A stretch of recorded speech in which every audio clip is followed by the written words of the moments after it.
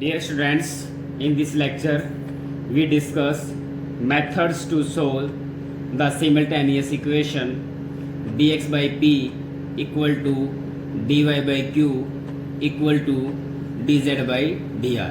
इससे पहले हम दो मेथड के बारे में पढ़ चुके हैं। ओके, फर्स्ट मेथड में हमने क्या पढ़ा था कि आपके पास जो गिवन सिमल्टेनियस इक्वेशन है इसके थ्री सेट ऑफ इक्वेशन बना लेते हैं। फर्स्ट और सेकंड के कॉम्बिनेशन से एक फर्स्ट, ये सेकंड और ये थर्ड। फर्स्ट और सेकंड के कॉम्बिनेशन से बना लिया एक सेट ऑफ इक्वेशन। एक सेकंड और थर्ड के कॉम्बिनेशन से बना लिया सेट ऑफ इक्वेशन। एक फर्स्ट और थर्ड के से कॉम्बिनेशन से बना लिया। तो फर्स्ट मेथड में हमने क्या पढ़ा था कि आपके पास ये जो थ्री सेट ऑफ इक्वेशन है इनमें से कोई भी दो सेट ऑफ इक्वेशन आपको अगर वेरिएबल सेपरेबल मेथड से सोल्व होते हुए दिखे तो उनको सोल्व करना है। ओके, फर्स्ट मेथड में हमने क्या पढ़ा था कि आपके पास अगर आपने ये सेट ऑफ इक्वेशन एक पेयर लिया, अगर इसमें x और y के वेरिएबल इजीली सेपरेट हो जाते हैं तो इंटीग्रेट करके उसके बाद हम इंटीग्रेट करके सॉल्यूशन निकाल लेते हैं। इसी टाइप से अगर इस सेट ऑफ इक्वेशन में आपको x और z के वेरिएबल इजीली सेपरेट हो जाए फिर हम उसको इंटीग्रेट करके इजीली सोल्व कर सकते हैं। इसी टाइप से इस टाइप में y और z के वेरिएबल इजीली सेपरेट हो जाएं और फिर आफ्टर इंटीग्रेशन करके हम उनका सॉल्यूशन निकाल सकते हैं। क्लियर है? तो फर्स्ट मेथड में क्या था, आपके पास जो थ्री सेट ऑफ इक्वेशन है इनमें से एटलीस्ट टू पेयर आपको ऐसे मिल जाए जिनमें हम इजीली वेरिएबल सेपरेट कर पाए और उनको सोल्व कर सकते हैं आफ्टर इंटीग्रेशन। ठीक है, फिर हमने पढ़ा था सेकंड मेथड। सेकंड मेथड क्या कहता है कि in three set of equation में से आपके पास सिर्फ एक ही पेयर ऐसा मिलेगा जो वेरिएबल सेपरेबल मेथड से सोल्व हो पाएगा। या तो फर्स्ट पेयर मिले या ये वाला पेयर मिले या ये वाला पेयर मिले, इन तीनों में से एक पेयर ऐसा होगा जो वेरिएबल सेपरेबल मेथड से सोल्वेबल होगा। फिर क्या करना था कि वेरिएबल सेपरेबल मेथड से जो पार्ट सोल्व हुआ उसके सॉल्यूशन को यूज करना है सेकंड सॉल्यूशन को निकालने में। ओके, अब हम पढ़ते हैं थर्ड मेथड के बारे में। थर्ड मेथड क्या कहता है कि if no equation of two is integrable, मतलब ये जो थ्री सेट ऑफ इक्वेशन है इनमें से अगर एक भी पेयर आपके पास इंटीग्रेबल नहीं है, मतलब एक भी पेयर ऐसा है जिसमें वेरिएबल सेपरेट नहीं हो पा रहे हो, तब जाके हम मेथड नंबर थर्ड लगाएंगे। थर्ड मेथड में हमें क्या चूज करना है कि dx by p is equal to dy by q is equal to dz by dr। हम अपनी तरफ से L1, M1 और N1 को चूज करेंगे। L1, M1 और N1 हमारे पास क्या है बच्चों? मल्टीप्लायर बोलते हैं इनको। क्या बोलते हैं? मल्टीप्लायर। किस टाइप से करेंगे कि L1 dx plus M1 dy plus N1 dz by L1 p plus M1 q plus N1 r। इसी टाइप से हम L2, M2 और N2 भी चूज करेंगे और हम एक इक्वेशन बनाएंगे L2 dx plus M2 dy plus N2 dz by L2p plus M2 q plus N2 r, जहां पर L1, M1, N1 और L2, M2, N2 are real number. ये कोई भी रियल नंबर भी हो सकते हैं, कोई भी नंबर 2, 3, 4 भी हो सकते हैं, या फिर ये क्या है बच्चों? Function of x, y, z है। ओके, और हमें जो ये L1, M1, N1 और L2, M2, N2 जो हम चूज कर रहे हैं, जिनको हम क्या कहते हैं? मल्टीप्लायर बोलते हैं। इन मल्टीप्लायरों को हमें इस तरीके से चूज करना है कि we choose L1, M1, N1 and L2, M2, N2 such that, इस तरीके से चूज करें कि ये जो नीचे वाला पार्ट है बच्चों L1p plus M1q plus N1r की वैल्यू क्या आ जाए बच्चों? 0 आ जाए। सिमिलरली इसमें भी L2p plus M2q plus N2r हमारे पास क्या आ जाए? 0 आ जाए। Clear students? हमें अपनी तरफ से L1, M1, N1 और L2, M2, N2 को इस टाइप से चूज करना है कि उनकी मल्टीप्लाई P, Q, R से करने पर और फिर उनको अगर ऐड करें तो वो वैल्यू हमारे पास क्या आ जाए बच्चों? 0 आ जाए। जब ये वैल्यू 0 हो जाएगी तो इसका मतलब हम क्या लिख सकते हैं कि L1 dx plus M1 dy plus N1 dz is equal to 0। Similarly हम क्या लिख सकते हैं? L2 dx plus M2 dy plus N2 dz। अगर ये 0 हो जाता है तो इसको भी क्या होना पड़ेगा? 0 means L1 dx plus m1 dy plus n1 dz is equal to 0। Similarly L2 dx plus m2 dy plus n2 dz is equal to 0। Clear है स्टूडेंट्स? क्योंकि कैसे होएगा, इसके से मल्टीप्लाई करेंगे 0 आ जाएगा, इसकी मल्टीप्लाई में क्या आ जाएगा, जैसे r और r को उधर एडजस्ट करेंगे तो 0। क्लियर है? इन दोनों इक्वेशनों को हम इंटीग्रेट करके सोल्व कर सकते हैं और ये हमें क्या देगा, इक्वेशन नंबर 1 का जनरल सॉल्यूशन दे देगा। क्लियर है सब बच्चों? समझ में आ गया ना मेथड नंबर 3? ओके।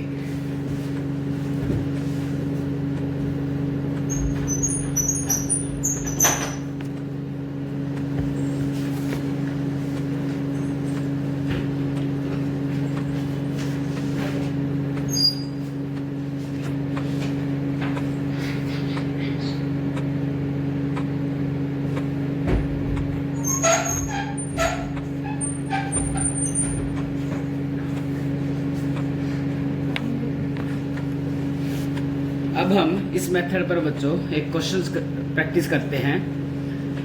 एग्जाम्पल है solve mz minus N Y into P plus N X minus L Z into Q is equal to L Y minus M X. इसका सॉल्यूशन करते हैं। हमारे पास एक इक्वेशन दे रखी है mz minus N Y P plus N X minus L Z Q equal to L Y minus M X, और इसको मान लेते हैं बच्चों इक्वेशन नंबर 1। इक्वेशन नंबर 1 को एक स्टैंडर्ड इक्वेशन के साथ कंपेयर करते हैं, और स्टैंडर्ड इक्वेशन क्या होती है आपके पास, capital P small p plus capital Q small q is equal to r। We get after compare करने के बाद हमें क्या मिलता है बच्चों, capital P is equal to mz minus N Y, capital Q is equal to N X minus L Z, capital R is equal to L Y minus में M X. Okay, now the Lagrange's auxiliary equation क्या होती है बच्चों, dx के नीचे capital P की value रख दो, dy के नीचे कैपिटल Q की वैल्यू रख दो, dz के नीचे कैपिटल R की वैल्यू रख दो। क्लियर? अगर हम फर्स्ट मेथड की बात करें कि अगर हम ये पेयर चूज करें तो हमें क्या देखना होता है कि x और y इजिली सेपरेट हो जाए, बट इसमें x और y सेपरेट नहीं हो पाएंगे क्योंकि इसमें z भी इन्वॉल्व कर रहा है। इसी टाइप से अगर हम इस पेयर की बात करें तो इस पेयर के लिए y और z को सेपरेट होना है, बट इसमें x इन्वॉल्व है। इसी टाइप से अगर फर्स्ट और थर्ड पार्ट की बात करें तो इसमें x और z के वेरिएबल सेपरेट होने चाहिए थे, लेकिन इसमें y सेपरेट, मतलब method 1 is not applicable here. और आपके पास ऐसा कोई भी एक पेयर नहीं मिल रहा जिससे एक कोई भी वेरिएबल सेपरेबल मेथड से सोल्व हो पाए, इसलिए यहाँ पर मेथड 1 और मेथड 2 दोनों अप्लीकेबल नहीं हो सकते। इसलिए हमें आगे मेथड 3 या मेथड 4 पे जाना पड़ेगा। तो इसके लिए हमने क्या चूज किया, मल्टीप्लायर चूज कर लिए x, y और z, मतलब L1 की वैल्यू x ले लेते हैं, M1 की वैल्यू y ले लेते हैं और N1 की वैल्यू z ले लेते हैं। अगर ऐसा है तो आपने क्या देखा, L1x L1 dx plus M1 dy plus N1 dz, इसकी x से मल्टीप्लाई कर दें, इसकी y से मल्टीप्लाई करें और इसकी z से मल्टीप्लाई करें, और अगर हम उन तीनों को अगर हम ऐड करते हैं तो हमारे पास बच्चों क्या आ जाएगा 0। इसकी x से मल्टीप्लाई करने पर, इसकी y से मल्टीप्लाई करने पर, इसकी z से मल्टीप्लाई करने पर और उनको ऐड करने पर यहाँ वैल्यू क्या आ जाती है 0। तो हमारे पास क्या बना, x dx, कोई भी पेयर ले लो इसके साथ, ये वाला इन दोनों का कॉम्बिनेशन ले लो या इन दोनों का कॉम्बिनेशन ले लो या इन दोनों का कॉम्बिनेशन ले लो, तो हमारे पास क्या बनेगा x dx plus y dy plus z dz is equal to 0। तो इसको इंटीग्रेट करेंगे। After integrating, integration of x dx is x square by 2 plus y square by 2 plus z square by 2 plus c1 is the constant of integration. तो यहाँ से आ जाएगा बच्चों x square plus y square plus z square is equal to 2 times of c1, और इसको क्या ले लेते हैं बच्चों, इक्वेशन नंबर 3। इसी टाइप से बच्चों हमें एक पेयर और चूज करेंगे क्योंकि हमें 2 सॉल्यूशन की ज़रूरत होती है जनरल सॉल्यूशन के लिए। तो अगेन यूजिंग द मल्टीप्लायर हम L1 को L ले लेते हैं, L2 को L ले लेते हैं, M2 को M ले लेते हैं, N2 को N लेते हैं, मतलब LMN हमने मल्टीप्लायर चूज किए। तो फिर हमने क्या देखा, LDX plus MDY plus NDZ, तो देखा तो नीचे इसकी L से मल्टीप्लाई की, इसकी M से मल्टीप्लाई की और इसकी N से मल्टीप्लाई की और इन सब के सम किया तो हमारे पास यहाँ क्या बनता है बच्चों, 0 बन जाता है। तो इसलिए हमारे पास क्या बना, LDX plus MDY plus NDZ is equal to 0।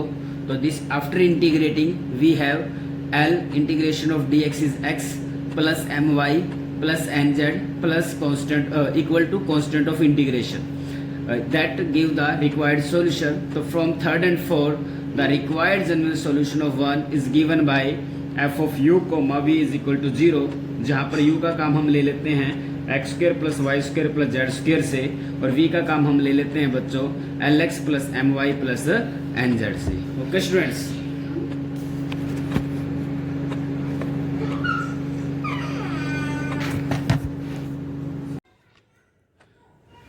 now we discuss method number 4.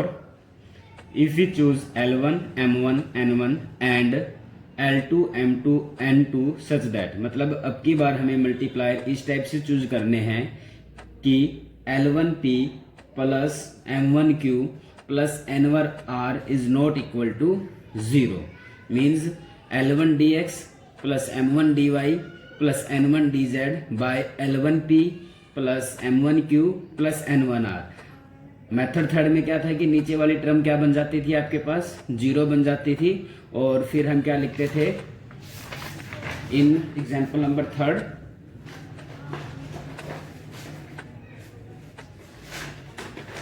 Third में हमने क्या देखा था कि हम इस तरीके से चूज करते हैं कि multiplier L1P plus M1Q plus N1R 0 आ जाए, और फिर हम लिखते थे कि L1DX plus M1DY plus N1DZ is equal to 0, ये हमें एक सॉल्यूशन देता था. फिर दूसरा मल्टीप्लायर का पेयर इस टाइप से चूज करते थे कि L1 M2 N2 ये वाली टर्म 0 आ जाए, और ये हमारे पास सॉल्यूशन बनता था. तो मेथड नंबर 4 में क्या है कि मल्टीप्लायर इस टाइप से चूज किए जाते हैं कि नीचे वाली टर्म तो 0 ना बने, लेकिन नीचे वाली टर्म का डेरिवेटिव ऊपर पड़ा हो. नीचे वाली टर्म का डेरिवेटिव ऊपर पड़ा है तो हम उसको क्या लिख सकते हैं स्टूडेंट्स, d5 लिख सकते हैं, टोटल डेरिवेटिव.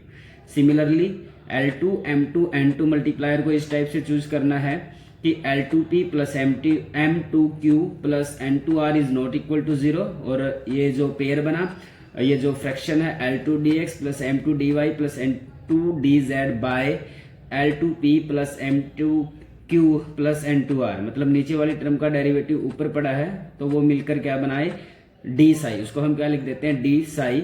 आफ्टर इंटीग्रेटिंग, जब हम इसको d5 का इंटीग्रेशन करेंगे तो आपके पास एक फंक्शन आ जाएगा फाई का XYZ, और जब हम डी साई को इंटीग्रेट करेंगे तो एक फंक्शन आ जाएगा साई का.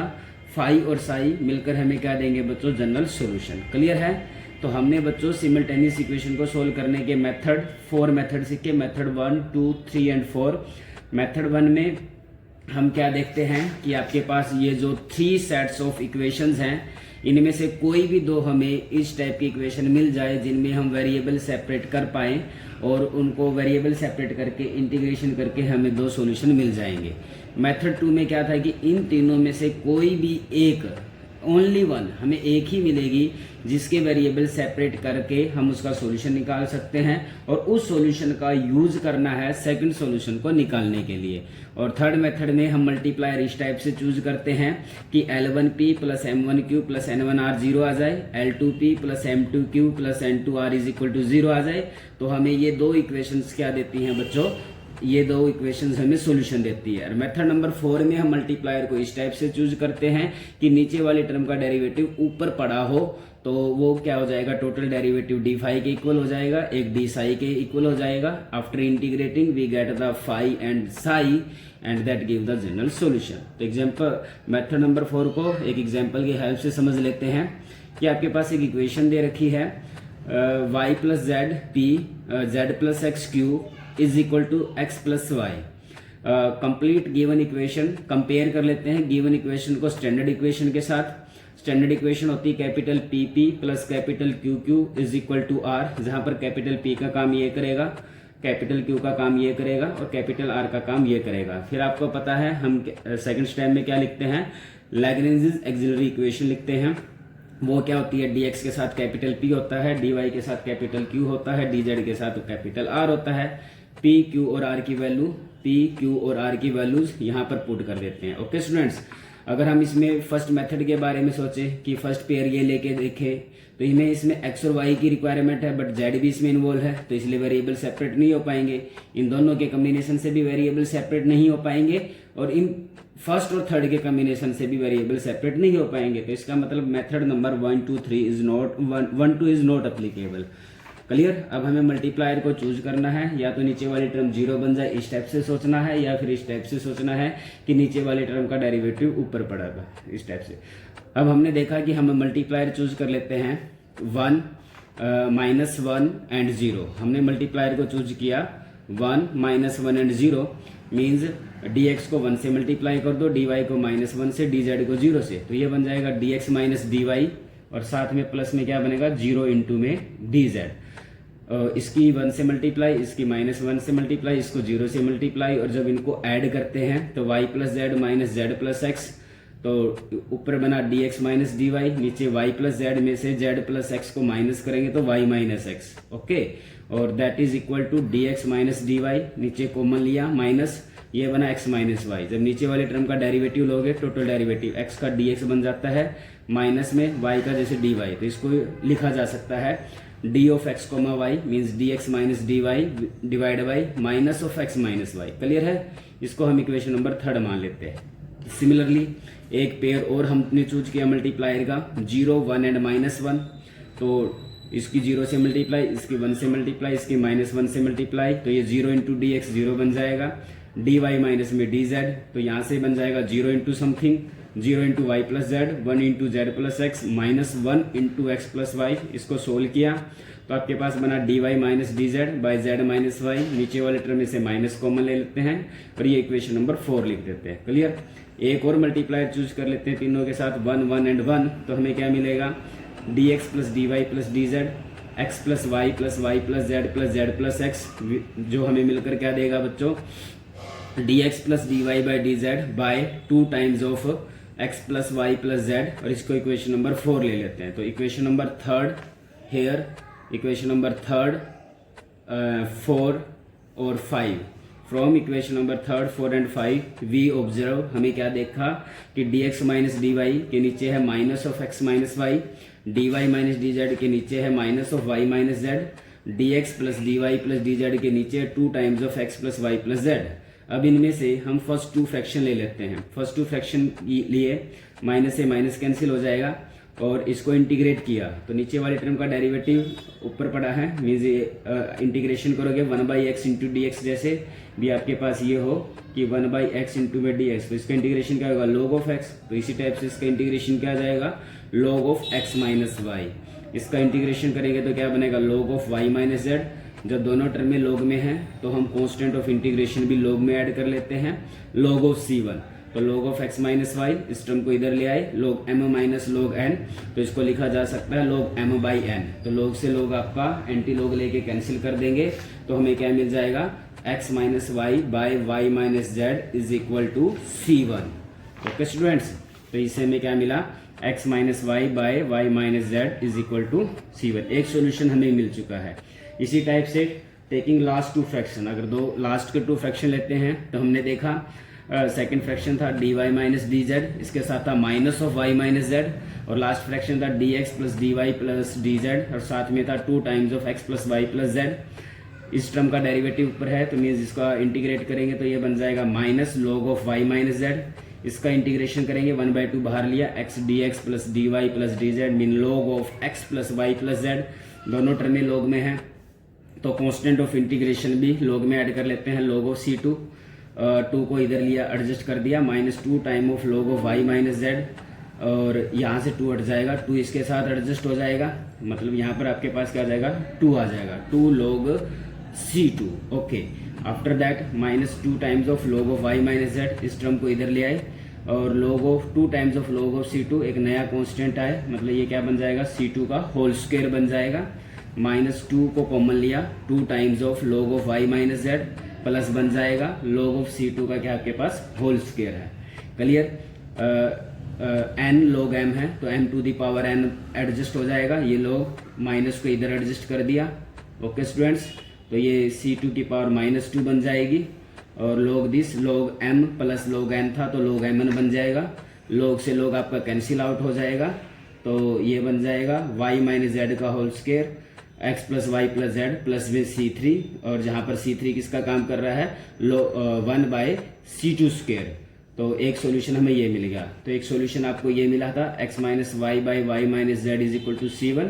एक सॉल्यूशन हमें मिला y माइनस जेड का whole square into X plus Y plus Z is equal to C3। तो 7 और 8 को तो रिक्वायर्ड जनरल सॉल्यूशन हमारे पास क्या होता है, किस फॉर्म में लिखते हैं, F of U comma V, जहाँ पर यू का काम ये कर रहा है, जहाँ पर वी का काम ये कर रहा है। ओके स्टूडेंट्स, तो do exercise of chapter 2 complete. If there is any problem then discuss on the WhatsApp group. Okay students, thanks.